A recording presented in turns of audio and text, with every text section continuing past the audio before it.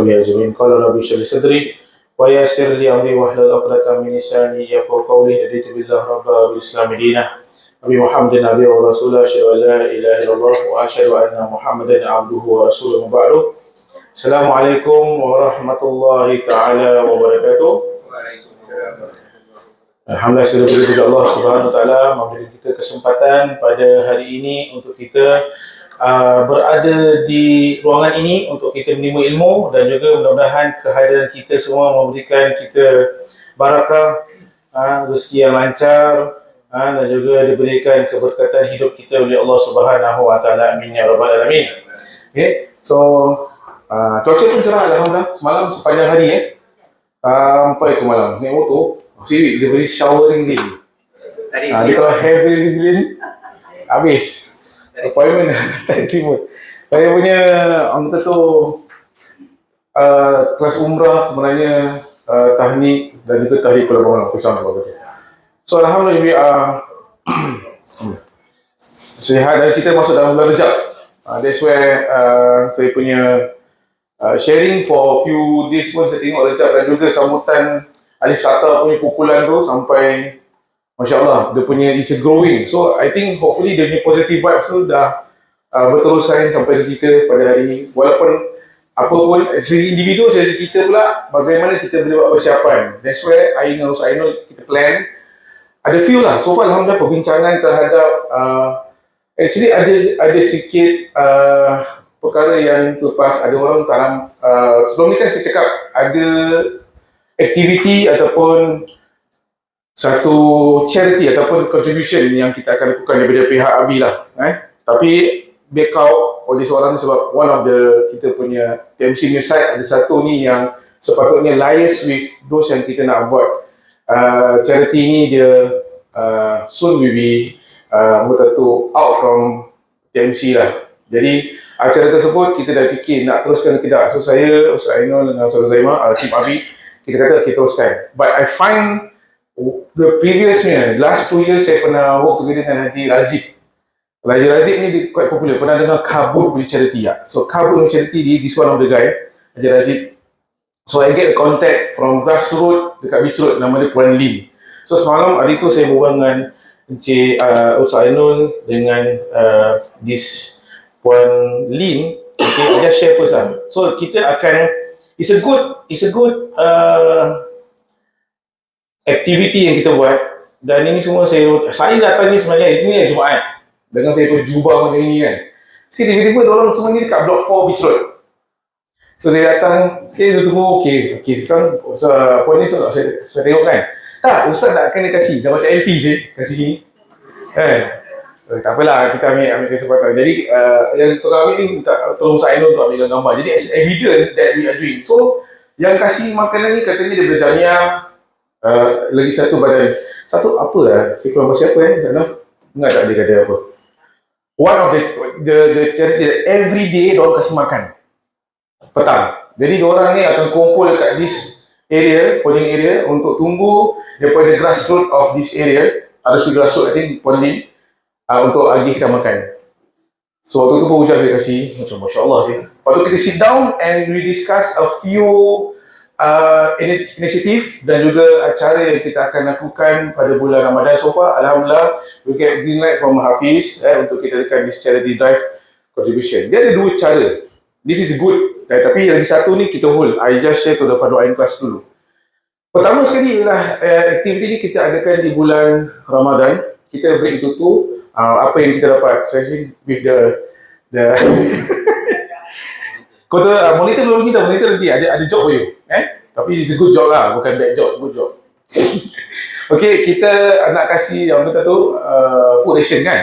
Tapi kita break itu tu. Satu ini berbentuk RM1, contohnya voucher N2C. That worth certain dollars lah, $30 ke apa. Tapi belakang mesti no alcohol, no cigarette. Kita tak ajar itu. Jadi orang nak beli purchase kapal kan, orang akan limited untuk barang-barang keperluan asas. Tapi lagi separuh tu mungkin beras dan juga minyak masak dan sebagainya. So that kind of pertolongan kita tak akan buat dekat sini, tapi kita pergi kat Bukit Merah area. Sini dah banyak orang dah beratur. Orang kata ada tak Jamia ke apa, dia tak mention who are the one who want to do this charity dekat Beach Road. Tapi long story short, kita ada dua cadangan yang saya rasa bagus. Satunya propose daripada Abi sendiri, yang mana kalau ada urusan-urusan yang mana mungkin satu orang tu tinggal seorang kat rumah dan ketuk-ketuk pintu tak ada nyaut, kod-kod dah 3-4 hari yang tu. Ini yang the Beach Road area banyak is orang tinggal seorang. So dia pick up, dia kata it's good Ustaz. So pasal Chinese punya cascade ada dan kita tak outreach, kita pada saya we need to outreach lah. So Alhamdulillah I did outreach dengan Ustaz Ainul, that dia kata it's a good idea Ustaz. Pasal banyak juga orang Islam kat sana yang tak dijaga. Cuma kita concern nak kasi makan je dalam Ramadan. Tapi dia punya welfare, kebajikan, makan minum ke apa, kesenian ke apa, tak ada, kita tak tahu apa cerita. So dia okay. So kalau apa-apa hal berlaku, dia call us. Kita ada juga ada some kind of fund untuk mana kita pun kalau ada orang rosak, kita akan kasih. Kita akan charge orang tersebut. Dia macam so, ibu tunggal for example, ataupun tak berkahwin di seorang, tiba-tiba dia meninggal, kita nak arrange apa, tapi siapa nak bear the cost. Jadi kita ada that fund. Maksudnya memang kita ada orang pula dia beli usahati ni, dia kata satu untuk dia, satu nak sedekah, siapa-siapa nak pakai boleh pakai. Ada that kind of method juga. Lagi satu cadangan dari diorang pula, dia kata Ustaz, why not dia kata, saya ada satu cadangan yang mana kita iftar sama-sama dengan this family. Cakap bagus selalu kita kasih, kita duduk dengan orang yang unik-unik yang ada kat Beach Road, dan kita duduk, kita iftar bersama dengan orang. Cakap good idea sama ni kita kasih jalan apa. Kita pun nak makan dengan family kita, makan kat Carousel ke, TMC ke, iftar. Cuma kita duduk dengan orang, kita duduk bersila dengan orang, kita iftar. Good idea. Tapi saya cakap tak boleh buka banyak. Saya share for this class dulu. Dia boleh buka banyak, dia boleh can go up to 50 family, banyak family dia kat Beach Road ni. So dia kata kat Bukit Merah yang for this project, kita nak kasih foundation ni at Bukit Merah area lah. Tapi yang idea nak iftar bersama dengan Beach Road family, which is here lah. Tapi saya limitkan lah, mungkin let us try Puan Lin, mungkin 10 family at that time. Dia kata beli lah Ustaz, beli nasi ambeng, satu tulang makan dengan mungkin satu datuk je duduk seorang, kita duduk ramaikan rumah. Buat idea tak ada fikir benda ni. Which is ini extra lah. Hopefully ada orang akan follow dia punya template macam mana Alif Sata buat dekat Malaysia lah. Which is good good initiative. So this thing is very, orang kata tu, you give a start, tengok macam mana. Kalau let's say I talk again, kalau ada respon daripada kelas Pondok Ain nak macam itu iftar, mungkin ada kelebihan. One day we blog, tak kira lah weekdays ke weekend, first week of Ramadan ke second week of Ramadan ke, maybe kita ambil satu kesempatan untuk iftar dengan orang. Then I akan try to connect dengan Beach Road, mana rumah yang diorang pun akan go through which one rumah-rumah. Jadi from there kita boleh ambil orang kata tu sama-sama tanggungjawab look after. So kita dah gambar apa dan sebagainya, which is good. So aside from kita nak kasih foundation bulan Ramadan, we can do that. Of course ada juga lain-lain yang mana saya dah bincangkan juga dengan kita punya, sebenarnya dalam kelas ni pun ada saya buat secara tak langsung komiti yang mana boleh membantu untuk kita move forward selain daripada kelas Fardhu Ain yang kita belajar hari ni lah. So this is one of the thing yang saya share. Of course saya pun nak line up for this upcoming, saya bincang dengan Ustaz Ainul, we will have also one day kita cakap pasal persiapan Ramadan. Ramadan lagi berapa hari je, lebih kurang 50 days, more or less. Dan juga Ustaz Ainul punya ruqyah pun saya rasa kita letak after Syawal lah. Syawal ni dia first week, second week dia jalan pakai ke samping, third dan fourth week dia open house. Dia dah penghujung Syawal masih lagi open house, dia takkan close. Dia kalau close tukar bulan baru close house. Jadi tak boleh. Saya dah tengok pattern ni, 2 bulan kita akan 12 bulan Singapura lah. Saya Malaysia tak tahu. Kalau masjid pun sama. Nak buat pasal agama bulan Ramadan, the first 2 week lagi, last 2 week baju raya, kuih makmur, bantu rumah, tak ada harapan. So baik-baik kita rehat je kelas. Syawal lagi tak ada harapan. Mana nak pergi sana, saudara kat Johor, Australia, London, Paris, New York. Dah habis Syawal baru ke Singapura balik. So tak ada harapan. So 10 bulan je kita dah commit. So hopefully apa yang kita rancangkan ni diberterusan. And insyaAllah kalau this grass grow juga, saya pun mudah-mudahan lah, Alhamdulillah saya punya usulan untuk jadi khatib dekat Majlis Sultan tu dapat diterima. Sebelum ni saya keluar secara tidak sesuai ataupun bergerak keluar dari Sultan pun dalam keadaan yang tidak, not in a good manner, tapi when I propose I want to be back, contribute dalam masjid, dia accept for me untuk jadi khatib. So hopefully kalau kelas ni grow, mudah-mudahan lah collaboration with Sultan tu ada. Jadi kita ada kelesisaan, kita ada ruang lebih besar. Dan mungkin dengan usaha-usaha yang lain ke, yang mungkin satu MK diundang ke, Allah alam, untuk kita besarkan lagi. So banyak lagi contribution. So on this thing yang planning, hopefully dia berkembang, practical dan also teori kita belajar, insyaAllah. Boleh? So kita mulakan kita punya kelas kita insyaAllah dengan bacaan doa, dengan harapan apa yang kita usahakan pada hari ini semuanya diberkati oleh Allah Ta'ala, dengan niat kita juga kita dapat pahala dan jalan daripada Allah Ta'ala. Dan juga, sorry, sebelum saya lupa, saya dah, siapa yang kontak saya dalam grup yang nak yang buku English? Saya 4, betul kan? 5, sorry, ada 5 nama. Siapa yang 5 nama tu? 5 nama. 1, betul? Lagi? Saya satu. Satu. Okay, lagi 2. Okay, aku lagi belum matang. Alright. $18. One book English version is $18 per book. Melayu ni 14. Okay, so Melayu kalau siapa yang belum ada atau nak purchase boleh beritahu saya juga, insyaAllah. Saya? Pinau nombor telefon saya. Pinau pun boleh. Pinau pay later ke pay tomorrow pun boleh. Tak ada paksaan. Pinau. Pay tu dah tabung later. Itu untuk Abi. Okay. A'udzubillahi minasyaitonir rajim. Ala hadini wa kunnatin salihah. Al-Fatihah. A'udzubillahi minasyaitonir rajim. Bismillahirrahmanirrahim. Alhamdulillahirabbil alamin. Arrahmanirrahim. Maliki yaumiddin. Iyyaka na'budu wa iyyaka nasta'in. Ihdinas siratal mustaqim. Siratal ladzina an'amta 'alaihim ghairil maghdubi 'alaihim waladdallin. Ya, lagi satu yang di Indonesia tu alhamdulillah barang-barang bahan-bahan untuk di pasar bumbung tu dah dibeli. Alhamdulillah. So another half of it is that tenaga labor untuk buat dia punya bumbung dan dia kipas. Dah ada tu. Lepas tu kita dah close this project. Kita buka projek sembako. Sembako is carry on. Sembako tu adalah barang ration juga di Indonesia. So alhamdulillah kita manage to only for kelas Fardhu Ain saja, alhamdulillah with good support. Thank you very much siapa yang memberikan sumbangan. Okay, so how of it, barang-barang bahan-bahan semua dah siap, label, cover the label dengan kipas. Lepas tu dah cukup. Lepas tu kita minta diorang doakan siapa-siapa yang contribute dan hopefully diorang selesa dalam ibadah dan doa-doakan kita juga, insyaAllah. Baik tuan-tuan, kita masuk dalam bab 5 perkara yang membatalkan wuduk dalam persentuhan. Persentuhan. So di dalam sini muka surat berapa kita miss? Kita stop. 61. Okay, persentuhan pada.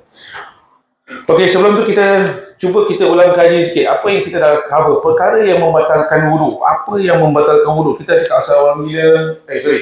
Kita cakap pasal hilang akal. Betul? Kita cakap pasal kena sihir. Kita cakap pasal apa lagi? Tidur. Apa lagi? Kita cakap pasal mabuk. Alhamdulillah, everything semua dah clear. Semalam saya dapat good question daripada satu jemaah berkenaan dengan sentuhan. Oh, bukan, Luka. Saya interview Luka, Abi talk kan. This one Croatian, dia masuk Islam. Actually, behind the scene, after dah habis, dia tanya this one ustaz. Pasal dia kata, mazhab yang paling disiplin and very strict adalah mazhab Imam Syafi'i. Dia dekat Croatia, Bosnia semua pakai guna mazhab Hanafi. Hanafi atau Hanbali? Hanafi. Kalau dia kata Indian Muslim, more on Hanbali. So dia kata very macam tak faham dari segi kalau aku ni mazhab Hanafi, aku terpegang perempuan Syafi'i punya wuduk batal, aku pun tak batal. So dia kata confusing. Tapi dia kata it's beauty actually. And nampak yang Imam Syafi'i very strict. Compared to other religion, kita ni dekat Nusantara ni kita are very practicing Muslim. Geng solat subuh pelampak dekat Bosnia ataupun Europe, Paris ada. Geng solat subuh macam Jumaat. Tu maksud saya. So kita punya practicing Muslim kat sini lebih syadid, lebih tak ada orang kita mana ada kalau tak sampai pada sebab bontot, tak ada apa. Maksud saya macam gitu punya kind of thing. Kita Masya Allah dengan satu suruhan daripada ahli wisata, for example, berbondong orang pergi masjid. Tak ada pun paksa. And yet we are. Kalau Singapura, sekul sikit lah. And tak ada orang paksa, Alhamdulillah ada satu gerakan. For example, ada setengah tempat, kan, kalau tak puasa, kena sebat. Kan?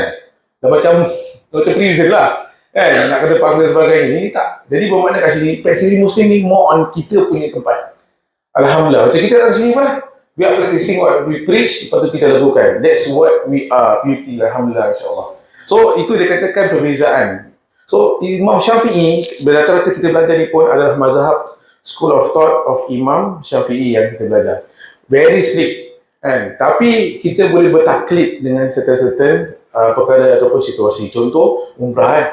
Kita belajar, lepas tu kita boleh berpindah school of thought ataupun boleh pindah mazhab sekiranya kalau kita terlanggar dengan wanita dalam keadaan beliau mana bertawaf. Tadi, not all yang kita boleh lakukan sedemikian. Macam itu. Okay? So, kita dah ulang tadi tentang membatal. Still dalam keadaan bersentuh. Kita nanti kita cakap more on bersentuh. Kalau saya tengok tadi, saya faham. Yang paling ketara, page 70. Kita akan sampai pada page 70 nanti. Now, kita masuk dalam bab ini. Perkara yang membatalkan wuduk, okay, I just do like this kind of math. Senang nak faham. 5 syarat yang membatalkan wuduk dalam persentuhan. 5. Okay. So dalam 5 ni kata pertama, dia daripada 2 jenis. No. Sorry. Dia cakap pasal, ni kita nak faham. Sebab last week pun banyak cakap pasal tersentuh kan. Adik ipar, abang ipar, tertampar lah apalah. Besan. Okay, so syarat pertama, kita tengok sini, bersentuh itu daripada 2 jenis, yakni lelaki ajnabi. What is ajnabi ya? What is ajnabi? Lelaki ajnabi dengan perempuan ajnabiyah. Tidak batal wuduk kalau yang bersentuh lelaki dengan lelaki atau lelaki dengan unsa, atau perempuan dengan perempuan, atau unsa dengan unsa. Unsa kita dah touch kan? What is unsa? Dia ada 2 alat kelamin, bukan sajat. Simple tak faham, kan? Tak boleh pusing-pusing. Dia bukan sajat. Bukan nak diskriminate dia, tapi senang mudah. Dia on social media, dia tengok hari-hari muka dia. Masak kuih, nangis, sian. Kita doakan dia terbaiklah. Sian. Dia keluar. Kan, algoritma lah. Terpaksa, ya Allah, tahu aku tak kacau ni sajat lah. Biarkan dia situ je.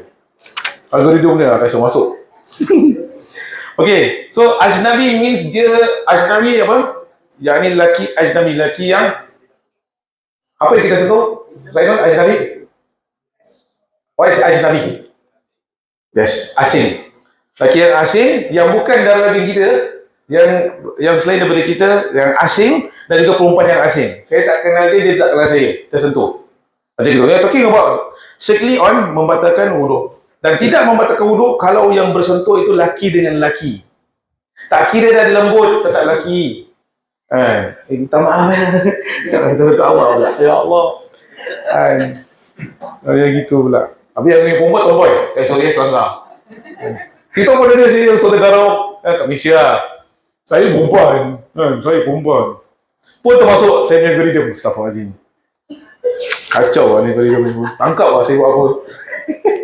Astaghfirullahaladzim. Okay, so jika seorang lelaki kehilangan satu jari dan digantikan dengan jari seorang perempuan, maka tidaklah dihukum lelaki itu menyentuh ajnabi kerana darurat dan jari itu dikira anggota sendiri. Di page 62 belakang saya, atas dia. Saya baca kat atas.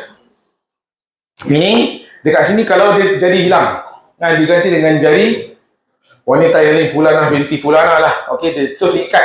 Okay, tu ada jari yang baru. Tapi ni jadi tak kira digantikan dengan jari perempuan, maka tidaklah dihukum lelaki itu menyentuh. Ya, kan? Boleh? Tempat kalau tak ada, nanti kita boleh pindahkan kursi ke depan. Kalau si lelaki, kalau ada yang datang, nanti saya pindahkan kursi ke depan. No problem. Baik? Ada insyaAllah. Okay? Maka tidaklah dihukum lelaki itu menyentuh ajnabi kerana darurat dan jari itu dikira anggota sendiri.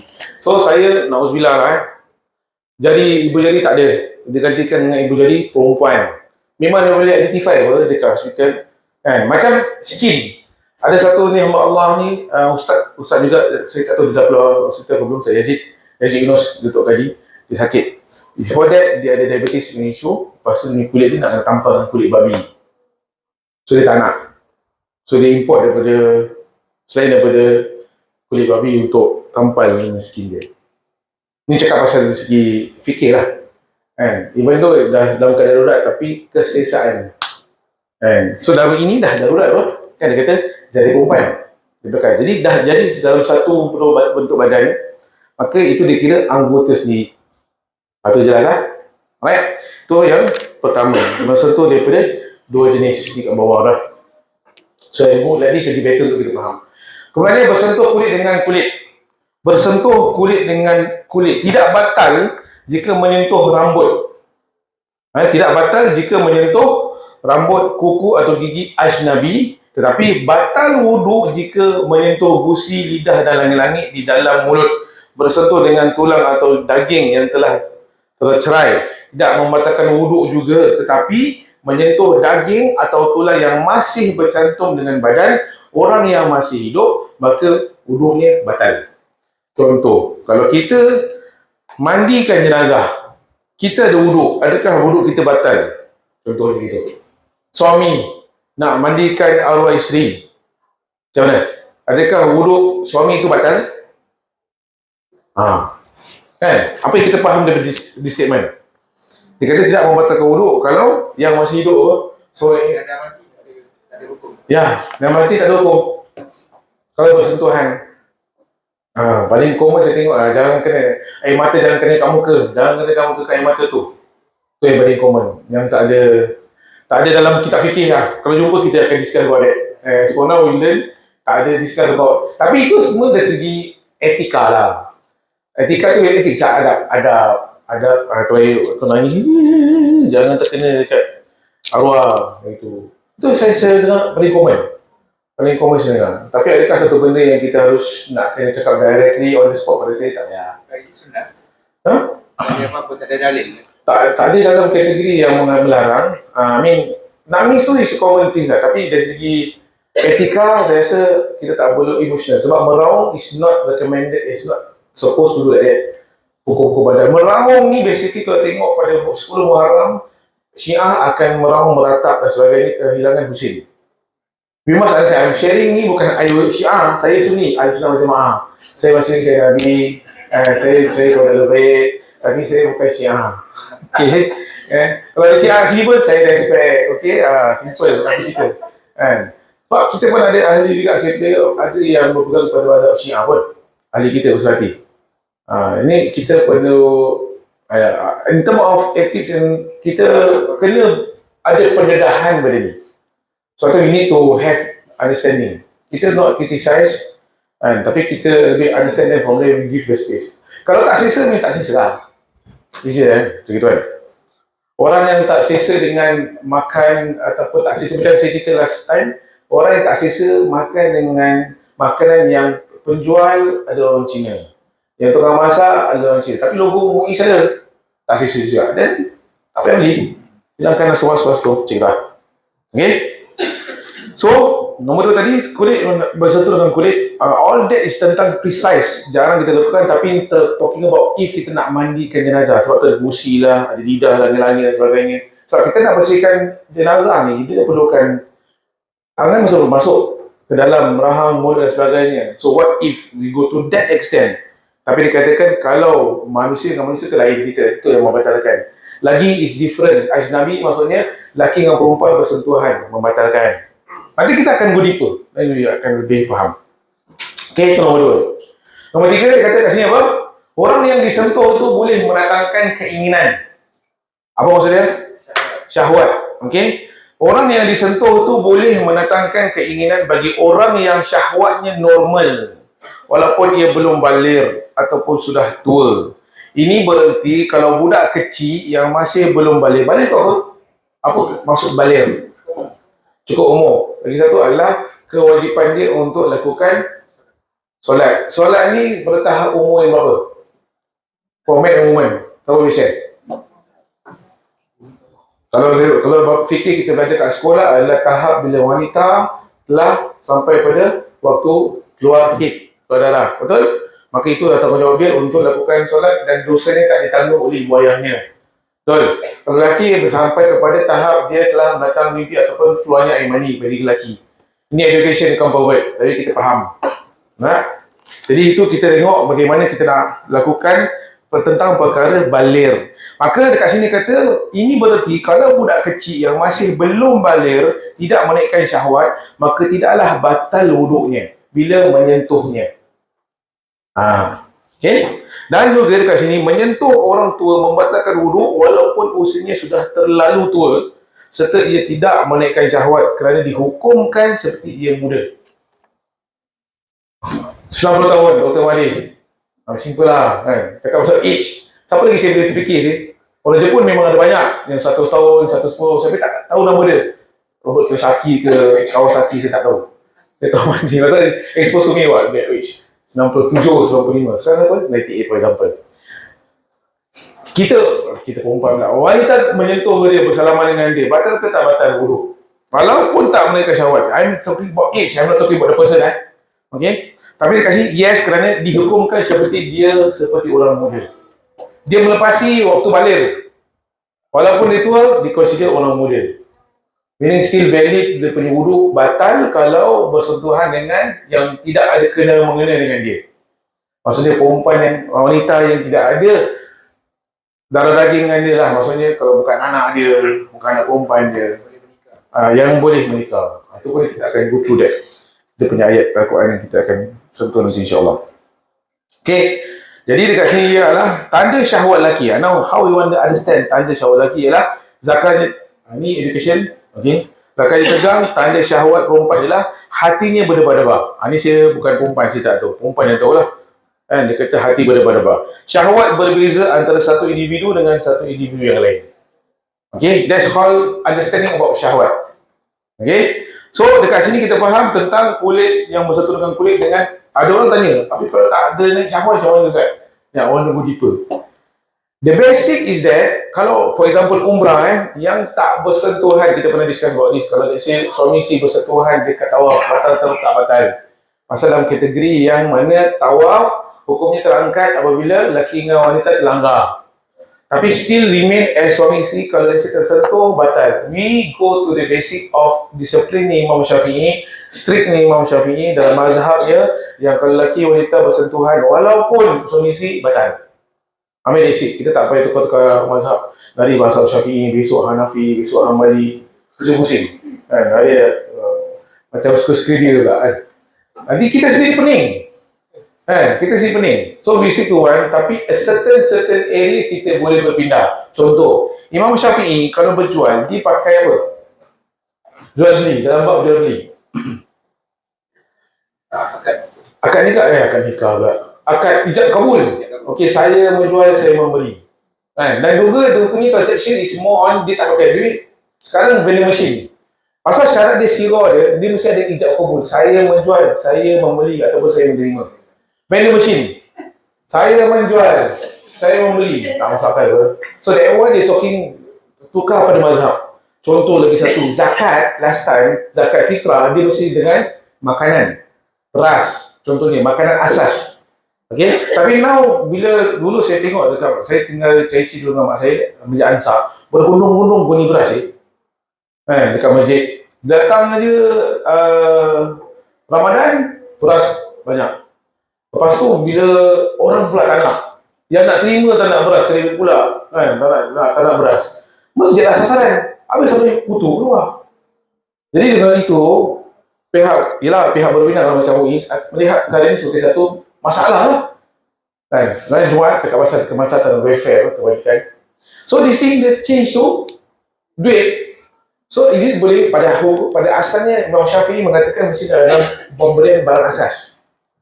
So the diversion ataupun pemindahan tu adalah berbentuk dengan musyawarah dengan keadaan kemaslahatan. So it's okay to change that with certain direction ataupun authority yang menentukan. Contoh lagi, zakat fitrah. Berapa dolar? Patut ada range pula. $5 lain, $7 lain. Yang kita orang awam, kita tengok benda ni macam apa yang disahkan. Sebab dia bermula daripada beras. Yang mana sepatutnya orang ambil, tak nak ambil. Lepas tu kita nak gauge pula, yang kita pula consume sekarang pun ada high quality. Ada orang berbeza. Ada orang yang sederhana, ada orang yang berkemampuan, ada orang yang tak. Untuk membayar zakat kepada fakir miskin. How to range fakir miskin? all day nak kena calculate je. Mustahil tak ada orang fakir miskin kat Singapura. Cuma Singapura tak nak nampak sangat banyak sangat gelandangan kat Singapura. Makanya dia berikan tempat. Tapi kita tak tahu how to rate this kind of person. Nampak dia duduk kat flat tapi hakikatnya tak. Itu adalah satu tempat yang mana kita tak nak kita punya negara ni nampak macam tunggang langgang kan, tak dijaga welfare, gelandangan bersepah kan. Kalau negara lain tak tahulah, tapi kita terjaga. But still have. Sebab tu zakat is ekosistem dia, yang kaya beri kepada yang miskin. Bukan yang kaya makin kaya, yang kaya mesti. So zakat harta must kena keluar. Banyak kisah-kisah Nabi Muhammad SAW, sahabat-sahabat bila minta doa nak kaya, nak kaya, nak kaya. Bila mana satu sahabat ni, Nabi kata pergi minta ada duit zakat, dia kata aku tak boleh, aku sibuk.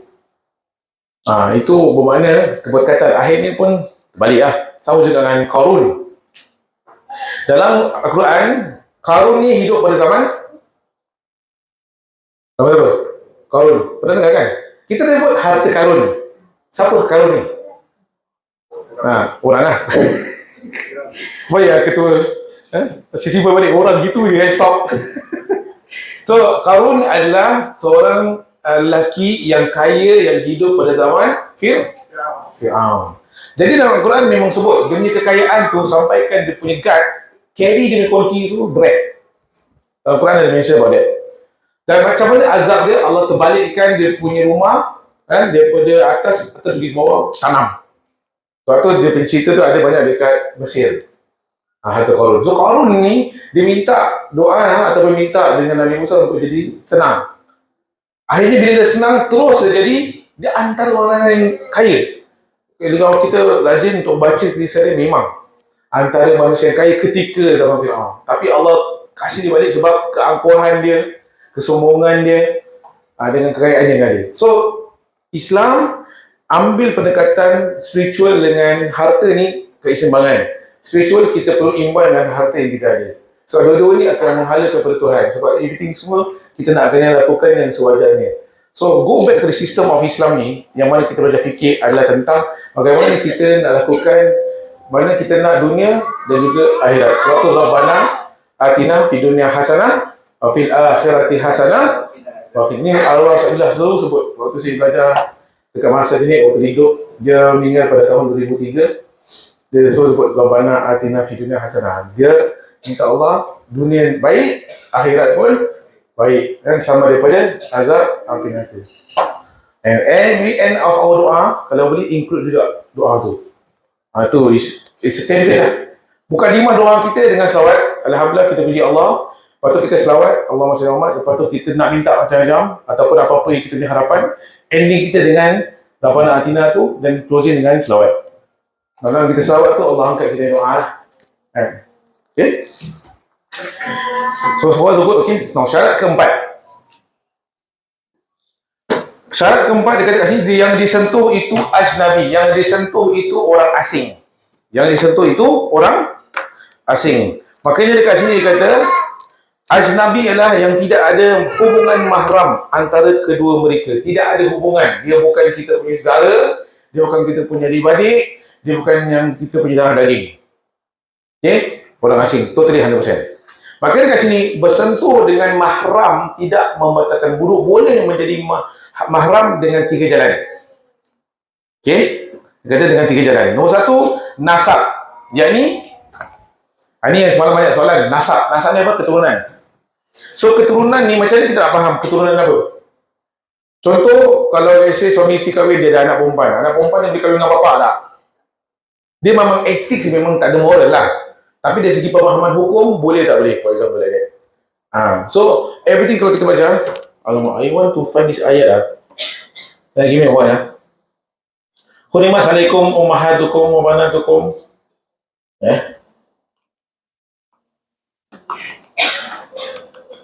Saya lupa dia punya ayat yang mana. Surah Ma'idah. Okay, Surah Ma'idah ayat 3. Okay, kawan. Kalau cari Quran punya ayat, this one is very good.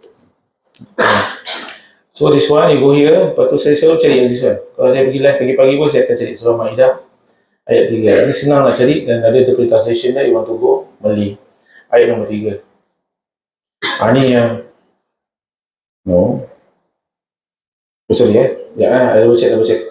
No. Sebentar. Assalamualaikum ummahatukum. Ummahatukum. Oh, surah Nisa, Afan. Surah Nisa. Surah gue balik sini, dah masuk kan. Surah Nisa. Ayat dia kata 23. Translation. Mana boleh? Ayatnya boleh. Ayat 23. So ayat 23 ni, dia panjang. Hurimat alaikum ummahatukum wa banatukum. Hurimat alaikum ummahatukum wa banatukum wa akhawatukum wa amatukum. Very long. So kita ambil translation ni, kita buat sini. Kan, diharamkan kepada kamu berkahwin dengan perempuan-perempuan yang berikut. Ibu-ibu kamu dan anak-anak kamu dan saudara-saudara kamu, saudara-saudara bapa kamu, saudara-saudara ibu kamu, anak-anak saudara kamu yang lelaki dan anak-anak saudara kamu yang perempuan, ibu-ibu kamu yang telah menyusukan kamu dan saudara-saudara kamu, ibu-ibu isteri kamu dan anak-anak tiri yang dalam pemeliharaan kamu dari isteri-isteri yang kamu telah campuri, maknanya kahwin lah. Tetapi kalau kamu belum mencampuri mereka, isteri kamu itu, dan kamu telah pun menceraikan mereka, maka tiadalah salah kamu berkahwin dengannya. Dan haram juga kamu berkahwin dengan bekas isteri anak-anak kamu sendiri yang berasal dari benih kamu. Banyak ada benih ni. So this one is very precise. Kecuali yang telah berlaku pada masa yang lalu. Sesungguhnya Allah adalah maha pengampun lagi maha pengasihani. Allah kan? So now lebih precise. Kalau tanya, so ini is a package. Jadi dia cakap pasal satu dia cakap pasal mak je. Hurimat alaikum ummahatukum. Dia cakap yang diharamkan ni, message dia adalah hurimat alaikum, lelaki yang haram. Diharamkan kepada kamu wahai lelaki berkahwin dengan mak, bawah ni kan. Berkahwin dengan perempuan-perempuan yang berikut, ibu. Sorry. Okay? Kahwin dengan perempuan ni. All this is something that adalah suatu Al-Quran, dia bukan cakap pasal spiritual. Al-Quran dia cakap pasal law, cakap pasal etika. So selain daripada kita hafal Al-Quran, tapi juga kita nak keluarkan hukum-hukum yang ada. Sebab tu banyak yang kita boleh perolehi daripada Al-Quran tersebut. Tapi of course ni yang lagi satu, kita tak boleh Al-Quran saja, kita need to have hadis. Hadis pun tak cukup, kita nak elaboration of that hadis. Ada orang setengah-tengah dia ambil sini, dia punya faham sendiri. To be ahli tafsir, dia perlu ada logha, dia perlu hafal Al-Quran, nombor satu. Nombor dua, understanding of Arabic language, nombor dua. The grammar of Arabic. Kalau English ada apa? Shakespeare kan?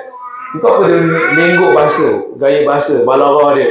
Tapi itu boleh kalau kita tak ada, tapi kita try to jump start with understanding and we share with people, we be misleading. Itu yang kadang-kadang dia ambil sakit je, lepas tu dia faham. Lepas tu without any guru, belajar sendiri pun boleh. Lagi-lagi agama. Hadis for example, ada orang anti hadis, ada orang anti Al-Quran. Bukan sini kan, dia punya pemahaman, dia ada group kat dunia ni. Tapi kita ambil moderate. Nabi kata, ataupun pepatah mengatakan khairul umur awsatuha, sebaik perkara di pertengahan. Dia bukan ekstremis, dia bukan too liberal, dia moderate. Jadi kita ni, apa yang disampaikan dengan Pergas punya tema ataupun dia punya satu galakan adalah pertengahan. Ustaz Hanif pun ada buku moderation in Islam. So moderation pada saya is the best. Kalau too extreme, dia akan jadi macam Syekh Quraish Shihab, satu tokoh agama dekat Indonesia datang ke Singapura, dia kata jangan terlalu ekstrim. Jangan juga, macam contohnya orang ada duit, jangan terlalu kedekut, jangan terlalu boros. Jadinya tengah-tengah. Betul kan? If you go to boros banyak je, last kali, kau ada duit tak? Kalau Allah ni kan, dia tunjuk, dia ada, kawan saya juga, kesian, dia minta call, minta hutang, pinjam duit. Sebab mungkin lifestyle dia boros lah. Dan kita pun tak boleh kedekut. Kan? Ada 10 sen tak ada. 10 sen pun tak ada. RM2 tak ada juga. Contoh. Kan? You are totally extremely kedekut. Sampaikan Malaysia minta agak apa dia tak nak kasih, for example. But for us, Alhamdulillah, we know the blessing of barakah in giving. But in the moderation way. Alhamdulillah. So we choose that moderation lah. In every, itu jadi kita punya lifestyle lah. Moderation. Alhamdulillah. Right? So, ni dah ada ayatnya. Jadi kita boleh go explore. Kalau nak dapatkan pemahaman tafsiran pun ada. A lot of tafsiran yang boleh legit. Seperti Imam Ibn Katsir punya tafsiran. Kalau contemporary punya tafsiran daripada Yusuf Qaradawi. Lepas tu ada lagi I'm from Azhar, I'm from faculty tafsir. So tafsiran Al-Quran banyak baca tentang, ada yang tafsir Sufi, penafsiran daripada golongan Sufi. Ada penafsiran daripada golongan Syiah, ada penafsiran golongan yang Mu'tazilah. Mu'tazilah ni only using logic. For us, kita ni mesti utamakan wahyu baru logik. Right. Then what about Wahabi? What about Wahabi? No, Wahabi not category is dia cabang daripada Ahlussunnah wal Jamaah. No, Wahabi punya term tu is not from the Syiah term. Dia bukan Mu'tazilah term. What we saw is that the orang spread some of the Tawbah or themselves, spreading all the hadis yang tak sahih atas. Kat sini pada saya ambil pendekatan apa tau, pemahaman dia again saya ambil tu dalam kategori pendekatan extreme or not extreme on that part. Kalau Wahabi punya, okay, dia banyak denial about siapa ikut Wahabi. Saya pun tak interested about go deeper, but I understand this kind of movement ideology to orang kata tu menghapuskan segala kurafat yang berlaku ketika itu. Kan? Maka ideologi itu berkembang supaya nak protect agama ataupun belajar mesti directly to Nabi Muhammad SAW. Understand? Tapi dari segi ekstrimnya propaganda tersebut, dia boleh memecah belahkan juga, dia boleh menjadikan kebencian di antara masyarakat, di antara Islam. So for me, there is not losing logic. Wahabi ataupun this kind of movement, dia bukan gunakan logik saja, tapi dia gunakan only on the precise of hadis and directly pada sahih. Which is kalau untuk orang awam macam kita ni, really nak kena go slowly tentang what is the kind of movement. Tapi apa yang sharing daripada abang ni adalah tentang, is it dia gunakan logik ke atau tidak. For me, kalau dia look at deeper, mereka adalah perbezaan antara dua golongan. Ya, satu berpegang pada, contohnya lah, di satu hadis, I always refer to this, everything semua ada senario ataupun insiden. So Nabi kata, satu hari ni bersama sahabat, dia also bagaimana timbulnya perbezaan. Nabi kata, jangan solat asar sampai kamu tiba di satu kawasan. Dalam perjalanan sahabat-sahabat nak pergi ke satu kawasan, solat asar pun dah masuk. Sahabat-sahabat pun berpegang. Nabi kata, as-salatu fi awwali waqtiha. Solat mesti di awal waktu, punctual. How? Kan? Belum sampai tapi asal dah masuk. Habis Nabi pun cakap punctual apa? Kan? Mesti sampai pada awal waktu. Jadi tak, Nabi kata, so kat situ dah ada perbalahan. Faham tak? Jadi bila long story short, dah sampai pada destinasi dan ada yang solat, ada yang lepasi waktu asar pun. Maksudnya dah masuk waktu maghrib pun semayang. Dan dia kata, okay, let's meet Nabi Muhammad. See, apa Nabi Muhammad punya view on this. So di kalangan sahabat, ada yang semayang on the road, ada yang dah sampai belum semayang. So what's your thought? Dia kata, engkau betul dan engkau betul juga. Nabi tak discriminate, Nabi compliment everyone there.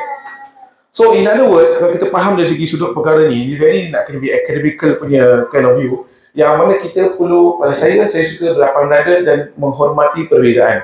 But kita tak boleh push people to understand kita punya ideologi. Maksudnya kita tak boleh force people. Pasal we have the different kind of view. So this is back to Wahabi. Okay, dia macam ni. Saya lihat kepada bagaimana dia nak cuba kedepankan dia punya pandangan dia. Paling tu Merry Christmas. Ini yang selalu timbul. In fact, Singapore pun very precise. Nak sebut apa, kita kadang-kadang pun masyarakat pun confused. But what our take for Fadul Ain kelas ni, what our take? Pada saya, kita ikut kepada siapa kita milih dia. Contohnya Mufti. Yes, banyak orang akan kritisai, ni semua dah state board apa, whatever. Tapi dia bukannya orang yang tak ada pengaruh, tak ada belajar. So, again balik kepada konteks dan senario keadaan, kenapa dia perlu bertindak bagian. Kalau rasa tak selesa, macam saya katalah. Kalau rasa tak selesa, nak sebut Merry Christmas, Happy Holiday, habis cerita.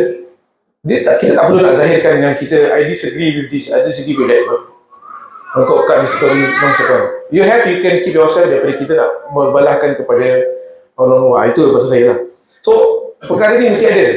Mesti ada, you tak akan habis berbual dengan orang. Kita pun tak akan habis nak terangkan. Sebab dia akan pegang pada pandangan dia, kita pun akan pegang pada pandangan kita. Pada saya, leave it as it is. Sebab dia adalah cabang, bukan core of the problem. The core is the akidah. Dia Tuhan, dia sembah pada Allah. Kita pun sembah pada Allah. Okey, core selamat. Cuma dia punya root dia. Dia punya cabang je. Cabang dia yang kadang-kadang ada perbezaan. Kita semua makan nasi lemak, tapi orang Arab tak makan nasi lemak. Contoh. Tapi dia orang Islam, kita orang Islam. That kind of understanding.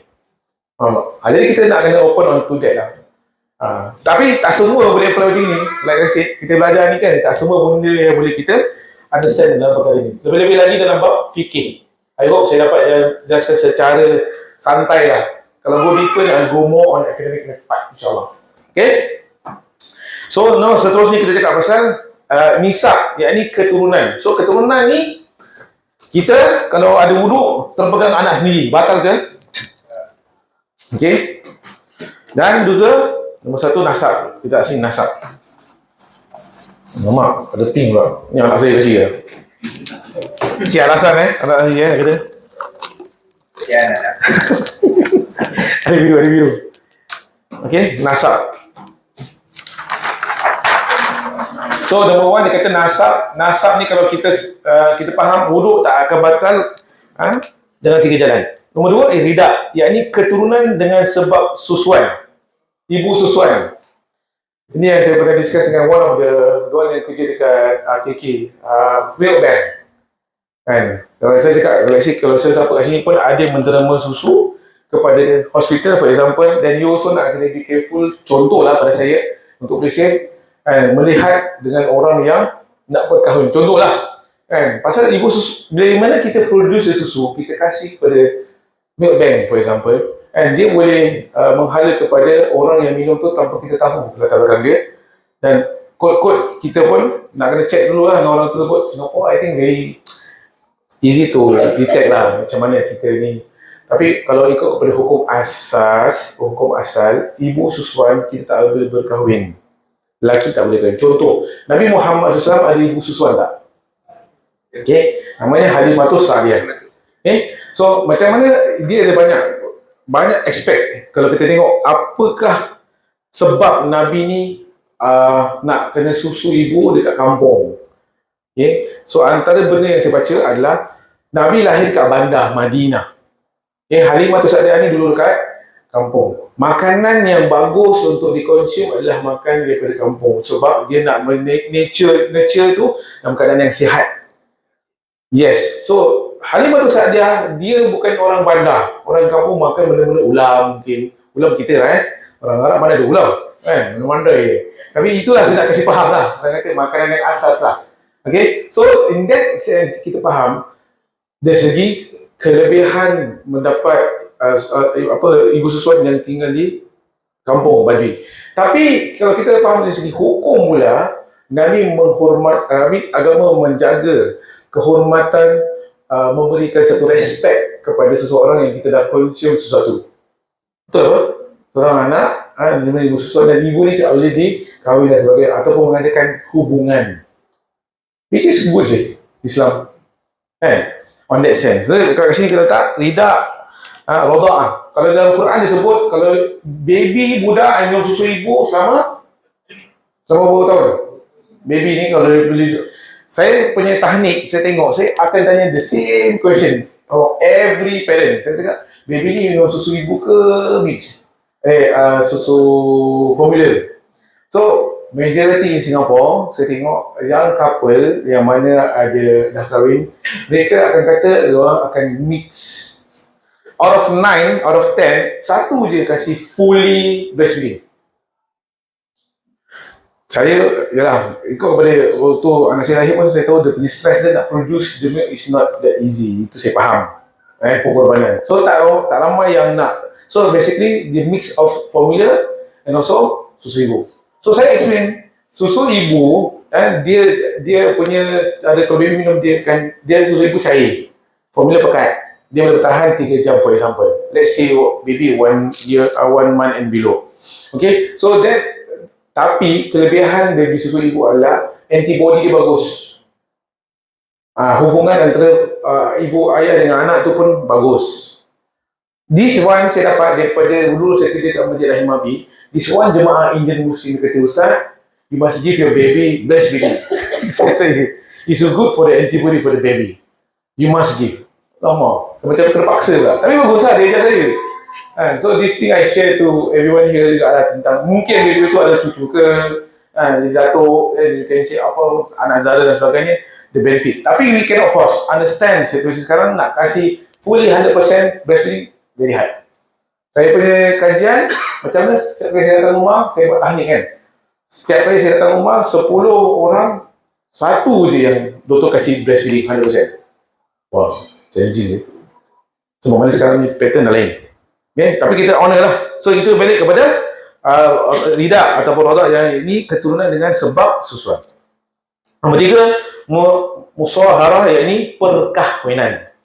So perkahwinan juga yang boleh menjadi mahram dengan 3 jalan. Yang ini kita faham, perkahwinan juga yang mana tidak membatalkan wuduk. Maksudnya tadi lah yang saya terangkan tadi kan, ibu, mak mertua dan sebagainya, walaupun dah bercerai, I'm talking about example lah, tetap di mak mertua, tetap daripada nenek kepada anak-anak kita for example. So itu pun dalam kategori menjaga nasab ataupun perkahwinan. Maka mahram daripada nasab ada 7 dia kata kat sini. Contoh-contoh yang diberikan di bawah ni adalah mahram bagi seorang lelaki, ibu, yakni ni semua daripada ayat ni lah. Saya rasa daripada ayat yang saya tunjukkan tadi. Nombor 1, ibu, yakni ibu kandung saja, nenek dan seterusnya ke atas. Okey. Anak perempuan, anak kandung, bukan anak angkat. Anak angkat boleh kahwin. Anak yang talking about, pasal dia bukan darah daging sedirect. Dan cucu hingga seterusnya ke bawah. Saudara perempuan sekandung, seibu sebapa. Saya tunjukkan ayat ini sekali senang. Jadi kita boleh get the picture. Ya. Isteri punya adik-beradik. Isteri punya adik-beradik ada kat situ. I think include di syariat. Nak kena detect di syariat. I think ada. Ada tak? Tak ada kan?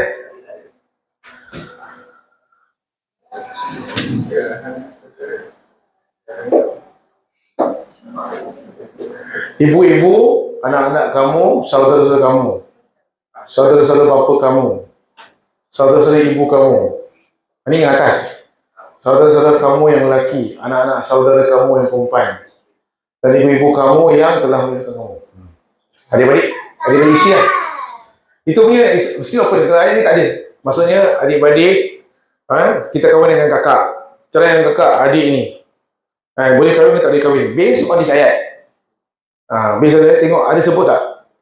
Kalau tak ada, bermakna dalam fikir kita tengok pula. Is it ada tak? Meaning allow yang seorang lelaki ni kalau bercerai dengan kakak, for example, kahwin dengan adik perempuan bagi kakak tersebut. Boleh tak? So based on this, lepas tu dah check balik. Kalau saya check dulu. Ni ada, kalau tak ada go back to hadis, kalau tak ada go back to ulama, then I can see. Tapi mesti pernah dengar. Saya ada. I think about cerai juga atau cerai mati. I think both. Cerai mati. Cerai hidup boleh tahu siapa dengan dia. Saya takut sih nak cakap tu private investigative PI. Tak, tapi kita tengok okay, ni I think memang kita ambil buah santai. Piramli. Tapi itu tak kahwin.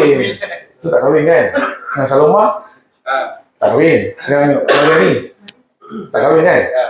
Ni bukan kepo. Ni nak cuba faham apa example kita boleh ambil. Takkan nak ambil individu punya example kan?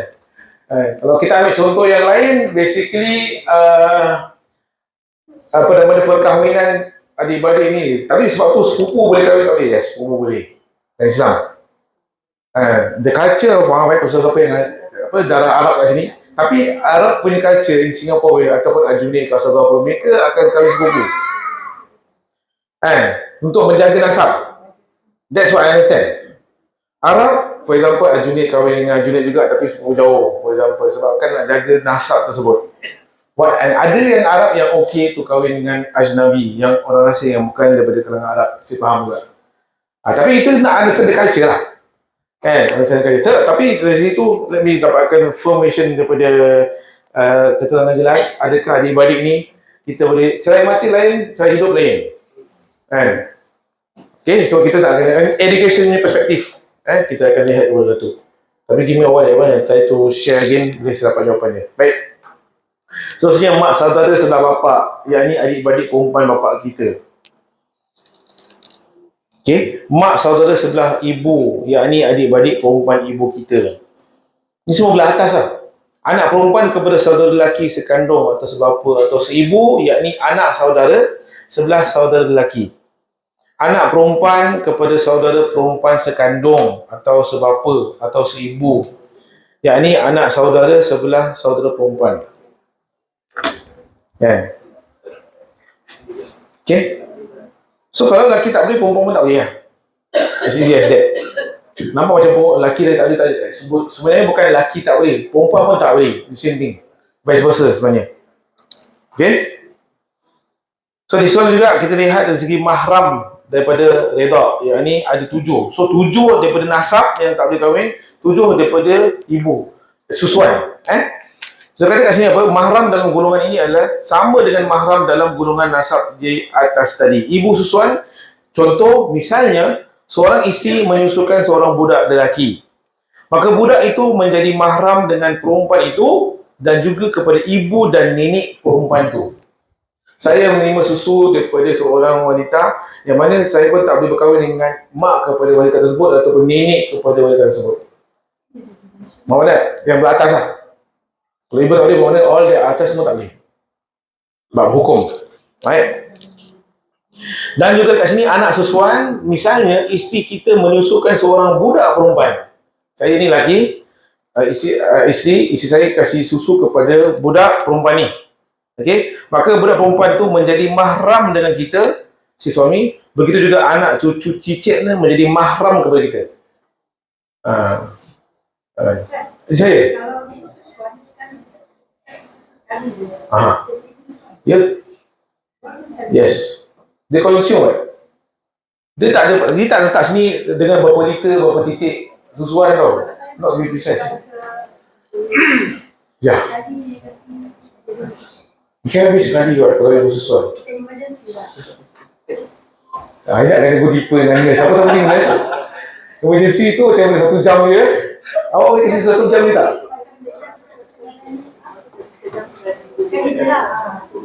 Okey lah, kalau letak kalau dalam waktu darurat. That mother say pass away then. Tapi cannot be one time je. Really Tapi cannot be one time je. Kalau asyik ni, saya contoh kata ni, kalau asyik ibu dia tiba-tiba meninggal, budak masih kecil, kan? Ya, tapi takkan sekejap berapa jam je. 1-2 hari pun masih banyak sih. Ada setengah jam juga. Kan? Baby standard interval of susu budak ni minum 3 jam atau 1-2 jam apa? Bukan nak mengajar lah, semua ibu tahu. Saya nak cuba logik masuk dalam akal ni. Apa? 2 pack lama-lama. Kan? S21 sekarang. More than that, lagi advance budak-budak sekarang. Tapi saya faham, 2 days, per day ni dah interval susu few times. So you already consume a lot.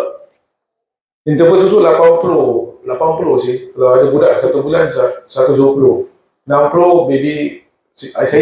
Saya banyak tanya, jadi saya faham. 2 weeks baby paling-paling 60. Kalau 1 month dah 80.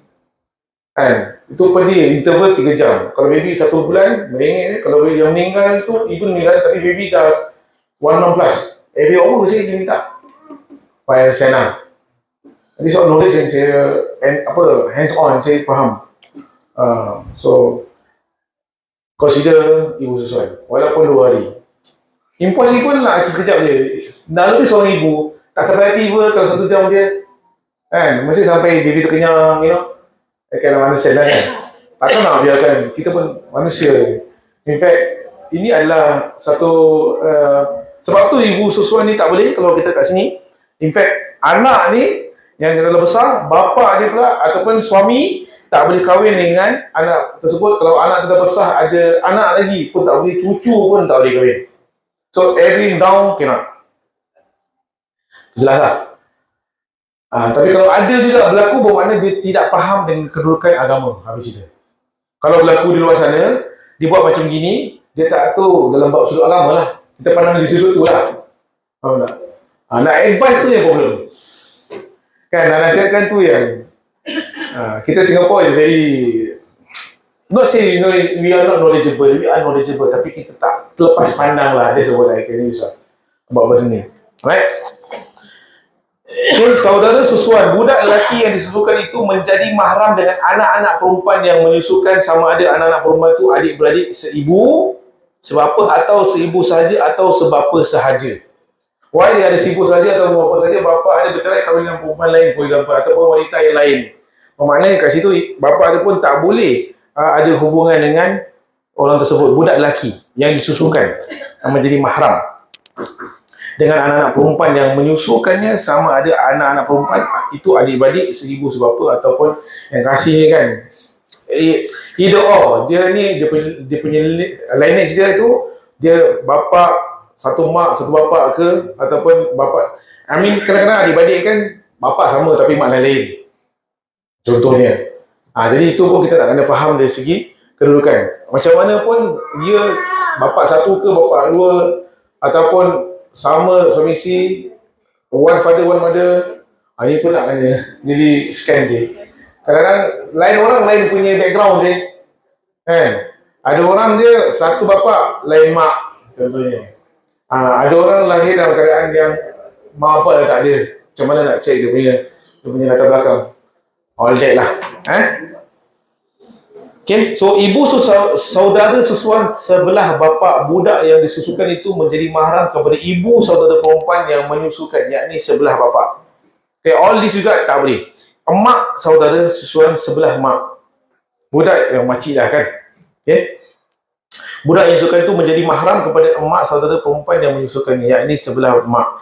Anak perempuan susuan kepada saudara lelaki. Contoh, Ali dan Ahmad adalah adik-beradik. Okay, betul.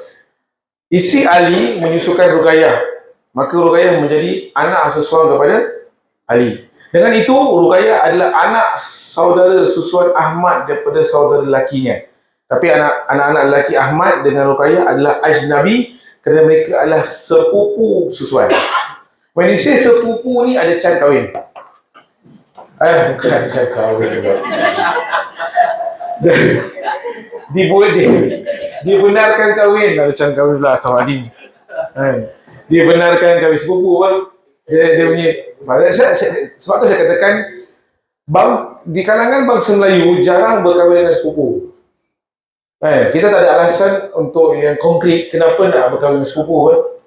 Tapi bangsa Arab yang saya katakan juga, the concept of berkahwin dengan sepupu sebabkan nasab yang nak dijagakan. Itu yang saya faham. Syed ke, Habib ke, for example.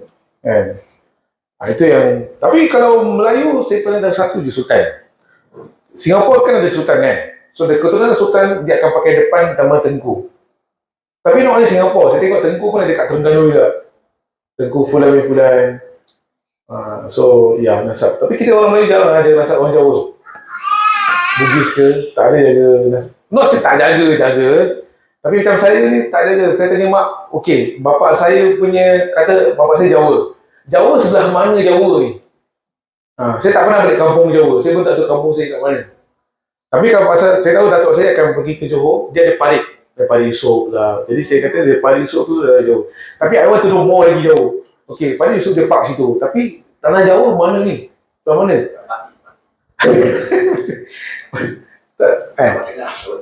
Tapi I mean exactly kampung mana kan, itu yang saya dapat. Itu yang kan. Tapi itu nak katakan nasab, diorang tak precise like Arab. Okay, ni asal doh. Okay, asal doh ni Al-Hatib, kita gitu kan. For example lah, kita Yusof tak ada. So tak ada. Yusof lah sudah. Habis itu. Okay.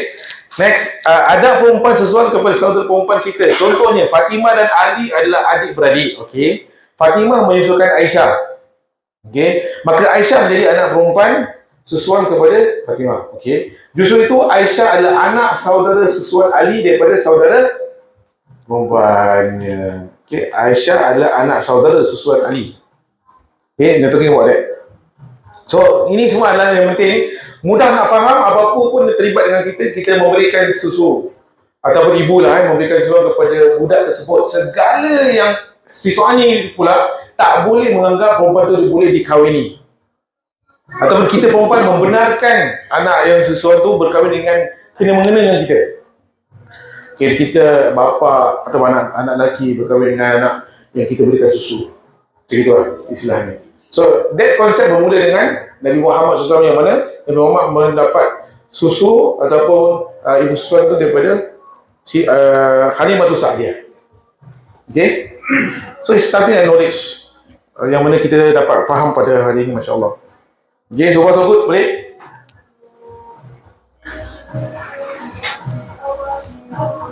Okay, terima kasih. I skip dari jauh, ambil nombor SIM ni, muka slide 65. Mahram daripada musahara. Ni tadi yang 3 poin kan. Nasab,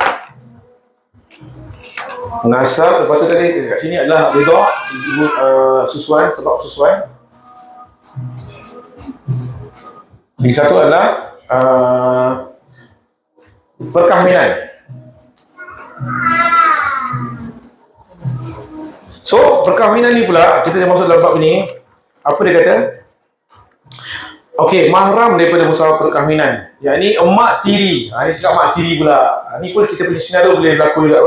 Mak tiri, okey, zaujatul ab, selepas akad nikah sahaja, walaupun belum bersatu, emak tiri itu menjadi mahram kepada anak tiri lelakinya. Dan mahram antara mereka adalah selama-lamanya. Mahram tu maksudnya apa? Tidak boleh berkahwin buat selama-lamanya. Sebab ni benda berliga dalam masyarakat apa? Kan? Ni mak tiri saya, ni mak angkat saya, for example. So, we want to understand the concept of marriage pula. Sebab dia masuk dalam bab nombor 3, perkahwinan. Okay?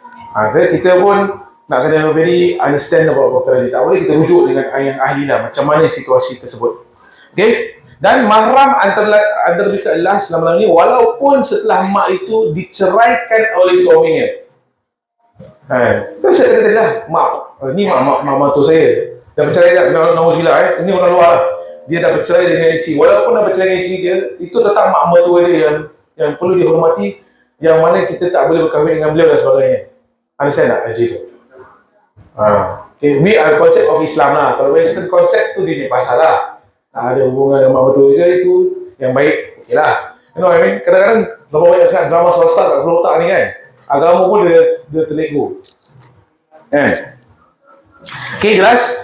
So, the page 66 pula, dia kata kat sini ialah, sila baca keterangan yang berikut. Dia kasih contoh.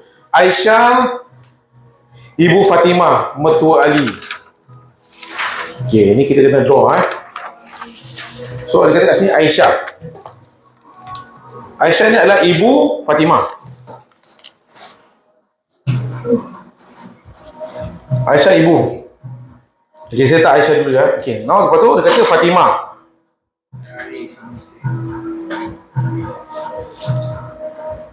Aisyah mak lah, saya tak sini. Okay, so Fatimah dengan Ali. Fatimah dengan Ali. Suami isteri, anak lah saya kata.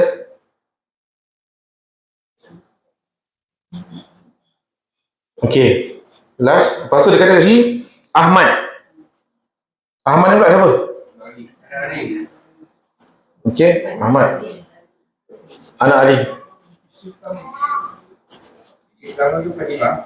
Ni isi pertama, anak Ali. Okay, fine. So, anak tiri dengan ibu kepada emak tirinya adalah ajnabi, yakni bukan mahram. Mana anak tiri dia? Sekarang mana dia punya anak tiri?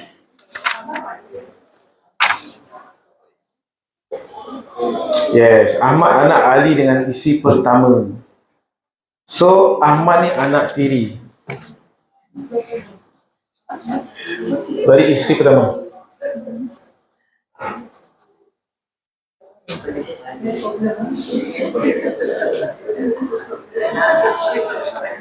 So, sekarang ni Ali dia kahwin dengan Fatimah.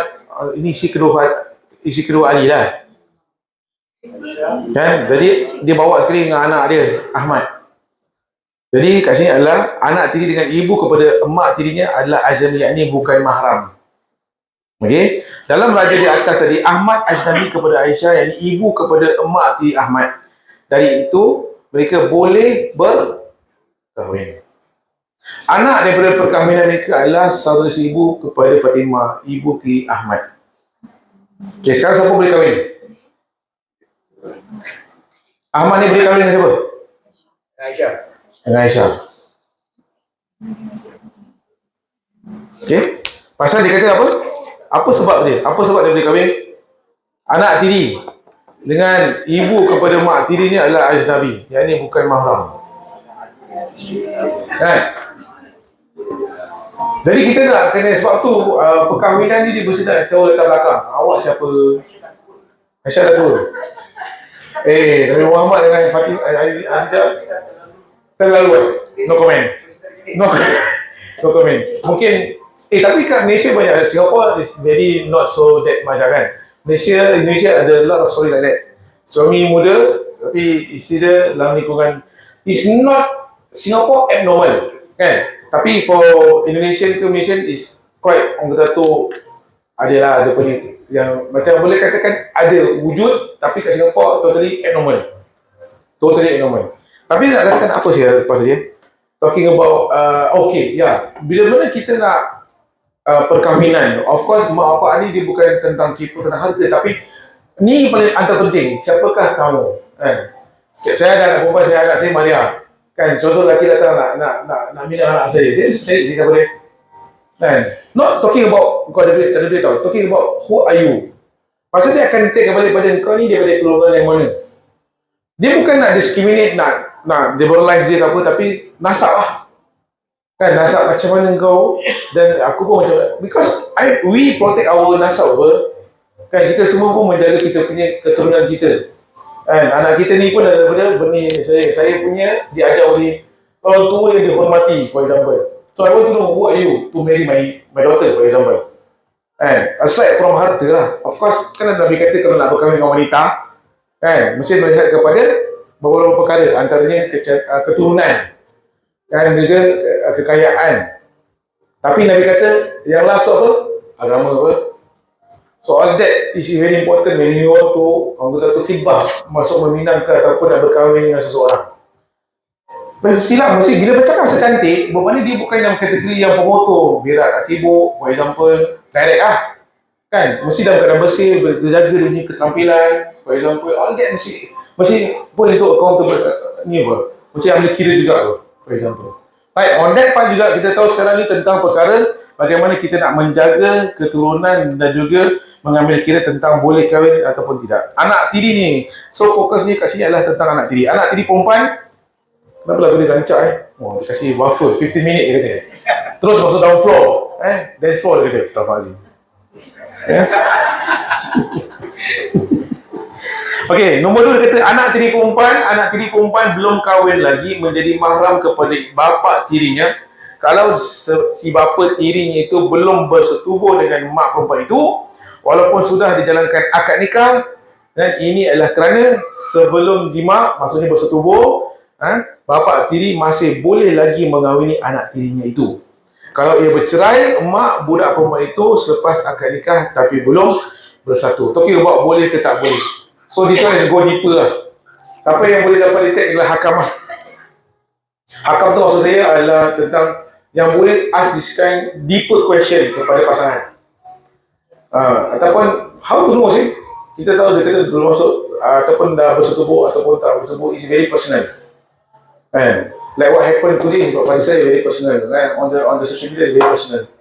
Thing yang dorang nak pasang. I think by right, share bit about that thing. Perkara tu saya rasa dari segi ethics of course not, tapi dari segi education wise yes, tapi nak melibatkan tentang maruah orang, for example, whatever on social media kan, for example. Sama juga macam kita, that's how we want to, pasal dia berliga on social media is very fitnah. Sebab tu kata akhir zaman ni zaman fitnah. So we try our best. Pada saya pun berita tu sampai kat rumah saya lah, look what happened to this artist. Dia cakap ya, tapi hopefully Allah tutup ayat kita ni, and we don't want Off mana lah. Dulu pun kadang-kadang kita terpergi Silvertotis, terpergi Lasana, Silvertotis. Bapak motor awak datang.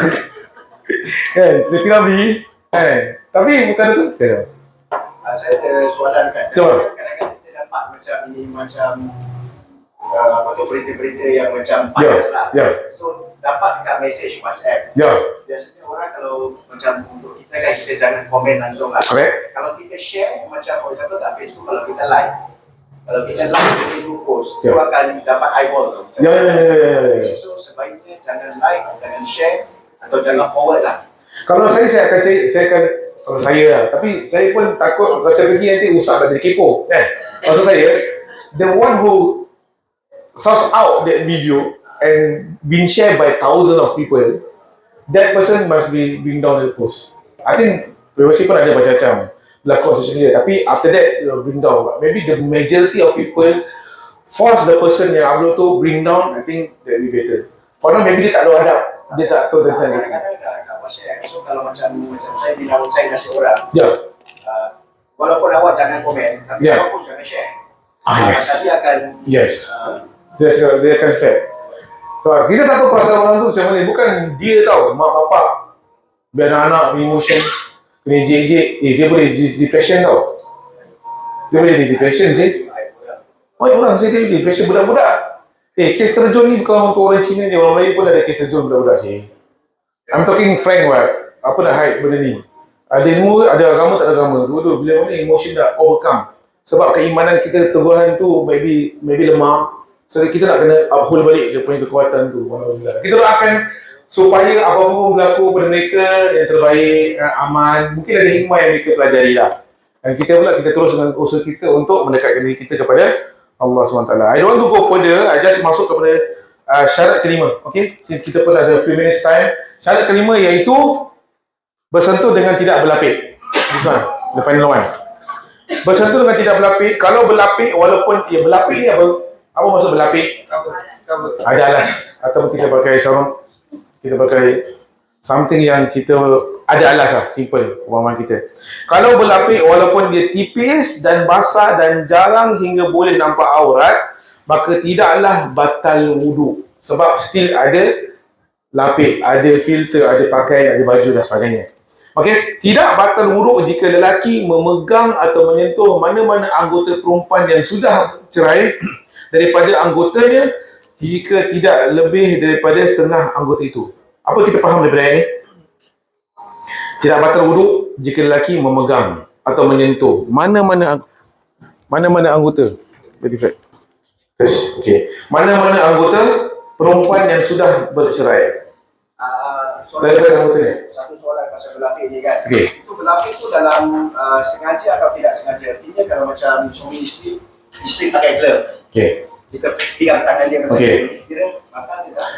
In terms of kita go to that, the core of emotion is batal lah. Walaupun di dalam berlapik. Macam dalam situ dia cakap berlapik, dia tak cakap sengaja atau Ya. Dan pegang Ya, understand.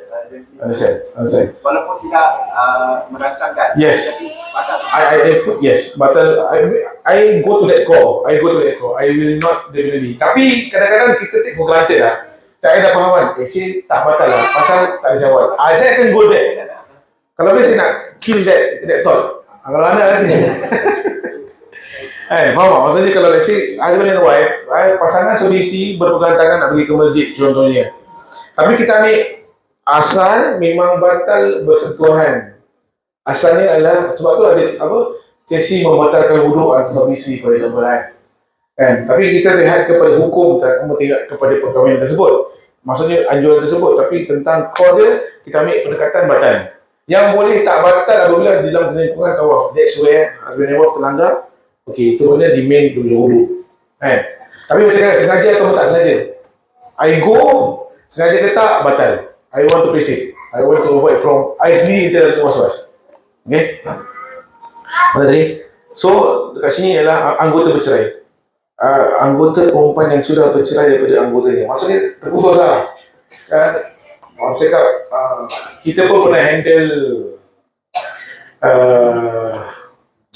jadi yang mau cakap kalau urusan kita Kalau pengurusan jenazah kan kadang-kadang handle kaki, jari kaki because of all that kan.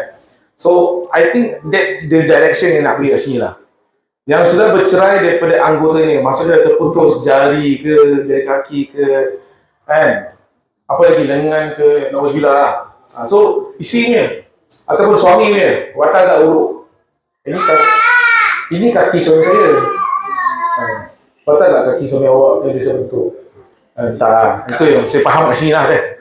Perkara yang kelima yang membatalkan wuduk menyentuh dubur okey dah. So this thing is dah settle 5 syarat yang membatalkan wuduk dalam bersentuhan. Kan? Yang maksud yang tidak berlapik. Kalau berlapik batal ataupun dah terhindar darinya. So far so good Ni faham So kita nak masuk dalam ini sebelum kita end. This one perkara yang kelima membatalkan wuduk adalah perbezaan antara kubul dan juga dubur. Ini dah masalah. Maksudnya saluran air besar dan juga saluran kita buang air kecil dengan juga buang air besar. Kan? Yang kita buang air kecil dan juga besar. So menyentuh dubur manusia dengan tapak tangan atau perut jari. Okey, wuduk batal sama ada menyentuh dubur atau kubur. Maksudnya tempat saluran buang air kecil ataupun buang air besar. Saluran kita buang air kencing ataupun berak. Simple. Kita cakap macam itu. So, wuduknya batal sama ada menyentuh sendiri punya ataupun orang lain. Soalan datang. Ya Allah. Dah berwujud dah bagi yang ni. Kita Kan? Okeylah, kita ambil pendekatan. Sabar, saya scan dulu. Dia kata untuk orang lain. Saya tengok ni mudah-mudahan dia jenazah lah Tapi dia belum sebut jenazah lagi. Okey, dia sampai. So dia kata kat sini wuduk batal sama ada menyentuh dubur saluran sendiri ataupun orang lain, lelaki ataupun perempuan, dewasa ataupun budak-budak kecil. Budak kecil, sabar sikit. Ni kasih example. Budak kecil bawah 6 bulan, kita tak sibukkan dia. So batal tak wuduk dia? Baby 2 months old, kan dia kencing nak tukar pampers, kan? So kat sini apa? Batal, kan? Wuduk batal apa? Sama ada lelaki perempuan, dewasa ataupun budak, sengaja ataupun tidak, sekalipun alat kelamin mayat. Mayat pun kena. So kita ni wuduk, kita nak ambil wuduk balik. Kalau saya ambil wuduk, saya nak memandikan jenazah, istinja jenazah tu semua. So sudah habis sempurnakan jenazah, saya keluar kita ambil wuduk juga. Sesuai mandi ada. Pas kita ada wuduk dalam mandi ada. Ya, correct. So soalannya adalah boleh apply to the mandi hadas atau tidak? Dalam hadas, dalam mandi hadas kita ada wuduk. Betul. Correct. Kita nak bersihkan. Tapi buat jenazah kita teman di sini. Betul. Kalau in terms of that, mana nak tahu wuduk ke mandi hadas? Ya. Kalau dalam bab perkara ni tuan-tuan, okay, so I want to make everyone semua jelas tentang wuduk ni batal dengan tak batal. Standard kita faham tentang kita memegang alat tempat buang air kecil ataupun buang air besar, sendiri ataupun orang lain. Tapi for the application of mandi hadas, mesti kita nak ambil wuduk baru kita mandikan. Baru kita mandi langsung bersihkan. Tapi kalau nak ambil wuduk sekali, kadang-kadang dia ambil pendekatan untuk mandi baru ambil wuduk. Ada macam tu lah. Tapi for sure kita ambil wuduk dulu, baru kita mandi hadas. Why this thing timbul? Sebab untuk kita melihat dari segi perkara yang berkaitan dengan hukum. Apabila kita nak mandikan jenazah, for example, yang mana dia dah meninggal pun, tapi kita cibukkan jenazah tu. Dalam keadaan kita berlapik atau tidak, tapi kita bersentuhan. Tapi of course, talking about jenazah lah, dari segi hygiene, ada tukang mandi ban sih cibukkan jenazah, dan dia use the taste of smell. Otai punya tukang mandi, saya pernah satu bilik dengan tukang mandi ni, smell sih, dahsyat sini. Ni dah level otai. Dia maksudnya dia cara dia mesti hilang bau, maksudnya dia tak akan tengok apa dia akan feel. Maksudnya dia clearkan. Dia clearkan dia punya tempat buang air tu sehingga kan tidak ada bau di tangannya. Jadi kita yang muda ni tukang mandi, so kita pakai glove. Yang otai ni zaman Zaman tu kau BT flat. Tengok time lah Ustaz. Tu lah, tengok time. So, saya diam-diam katanya. So, apa yang saya mahukan tadi adalah pemahaman kita terhadap kita bersihkan sudah tenang. In fact, kita sendiri pun kalau kita nak cebok pun, kita mesti dalam keadaan make sure hilang bau, hilang rasa kita terhadap apa yang ada bekas-bekas ataupun sebilangan najis yang ada di tubuh badan kita, hilang ke ataupun tidak. So dalam bab perkara ini juga, batal juga menyentuh tempat yang terpotong itu, tidak batal jika menyentuh kulit yang dibuang setelah khatan. Tidak batal jika menyentuh kulit yang dibuang setelah khatan wuduk. BT flat lah. Sekejap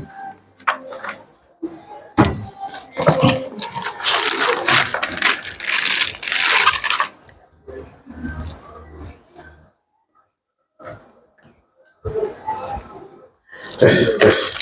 Sekejap kita tukar mikrofon tengok video kot. Tes. Tes. Okay.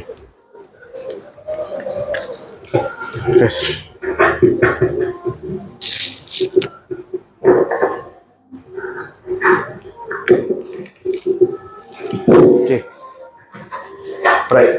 BT pun dah setengah maut setengah jam. 1 jam ni berbual pasal anak tiri lah, mak tiri lah. Last kali pun BT pun flat.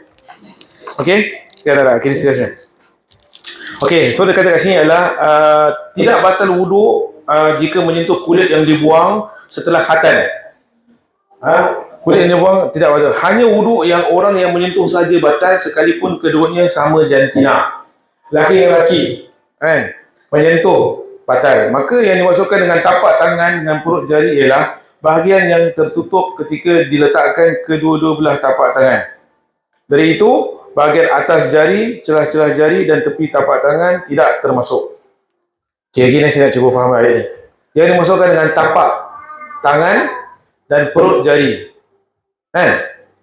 ialah bahagian yang tertutup ketika dilekatkan kedua belah tapak tangan. Gini kan? Alright.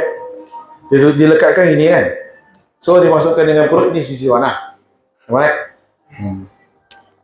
Maka wuduk sama bawa wuduk hanya batal apabila tapak tangan menyentuh mana-mana bahagian zakar, dan ini termasuk kulit yang meletup kepada zakar. Ini education again. Berkenaan dengan faraj vagina pula, wuduk batal jika menyentuh pertemuan antara dua tepi yang mengelilingi lubang faraj dan daging tempat khitan. Tidak boleh menyentuhnya jika perempuan itu telah berkhitan. So both di-explainkan, sama lelaki ataupun wanita. Ini dari segi bab bagaimana kita nak faham apakah dia bentukkan dengan membersihkan tempat kemaluan kita, dengan kita nak make sure menjaga wuduk tersebut ataupun terbatalnya wuduk kalau kita memegang dengan kita punya alat kemaluan sendiri. Before kita perform solat, kita nak ini dalam bab istinja. To be precise, ni bab istinja yang mana kita nak kena bersihkan diri kita sebelum kita masuki ke dalam bahagian wuduk. Wuduk dah clear, baru kita perform the solat. So kalau wuduk kita perform betul, istinja tak clear, tak boleh tak valid. That's why Islam ni very precise, dia pergi go. Sebab tu Nabi ajar sampai cebok macam mana pun Nabi ajar. So this is how dalamnya ulama buat kajian, ulama terangkan kepada kita. So kita nak kena lakukan secara praktikal dan kena jelas. Okay. Semua tunggu boleh faham Menyentuh dubur membawa kepada batalnya wuduk. Menyentuh dubur membawa kepada batalnya wuduk ialah jika menyentuh tempat pertemuan keliling lubang dubur, tidak batal memegang bahagian luar dubur dan biji kelamin, ari-ari dan bulu yang tumbuh pada pangkal zakar atau faraj yang bahagian antara dubur dan berkubul. That's how deep. Itu macam mana dalamnya dia discuss. Berapa dalam dia punya pemahaman kita. So, selagi mana kita sentuhan luar saja tak membatalkan. Dah faham? So, batal wuduk adalah dengan kita go to the tempat yang kawasan yang kurang bersih. Untuk kita bersihkan. Disinjak lah. Kalau luar betul, still consider not batal wuduk as according ke dalam buku ni. Alright? Dan tidak batal wuduk jika menyentuh alat kelamin binatang kerana tidak dihormati. Oh, ini dahsyat ni, dua dia. Dan tidak membangkitkan syahwat. Okey. Oh, deep sini. Ni lebih precise. Kan? Tak batal wuduk kan? Pasal apa? Dia binatang.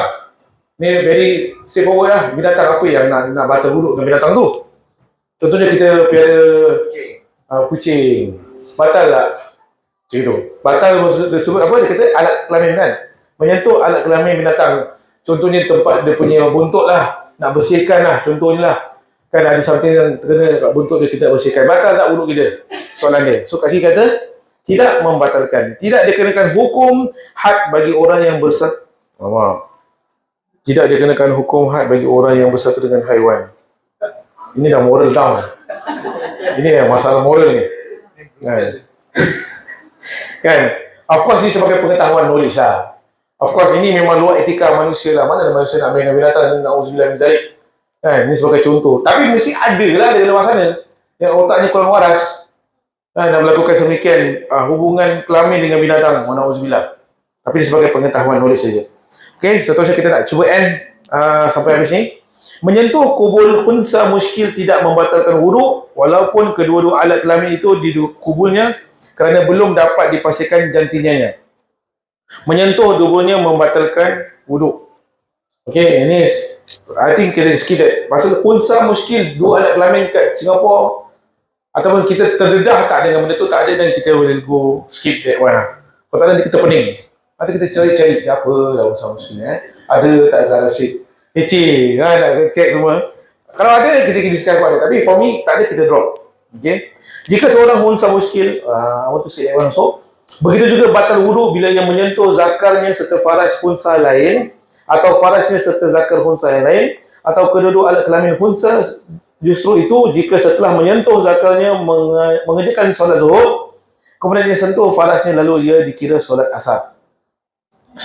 Lalu ia didirikan solat asar. Maka solat asarnya tidak sah kerana wuduknya telah batal dengan sentuhan kedua, kecuali ia berwuduk setelah menyentuh farajnya sebelum dirikan solat asar. Bottom line, apa-apa pun kalau kita nak menyentuh alat kemaluan kita sendiri dalam keadaan yang kita rasa was-was ataupun nak ada kebersihan, saya recommend ambil wuduk balik sudah. Daripada kita pening-pening macam ini kan. Ini mungkin dalam kawasan how we want to go deeper lah. Orang yang betul-betul abid, maksudnya dia betul-betul beribadah dan tidak jaga wuduknya. Mungkin kat situ pun susah cari air. This is how we can jaga diri kita. Nak katakan susah nak dapat air kat umrah pun mustahil. Senang dapat air. Cuma ni mungkin kalau if let's say lah susah, dan how we can save our wuduk sampai kepada seterusnya. Tapi alhamdulillah lah, kalau ada pun berlaku, kita dah tahu dia punya knowledge insya-Allah. Alright, terima kasih Ustaz Ainul dan juga siapa-siapa yang bantu untuk berikan air. Kita nak end kita punya dan kita akan sambung next following lah insya-Allah. Ini lebih dalam sikit. Tapi ini pun saya faham.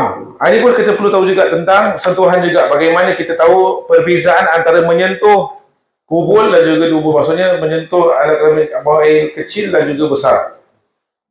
Dia masu dengan al-lamas, lamsu. Masalah.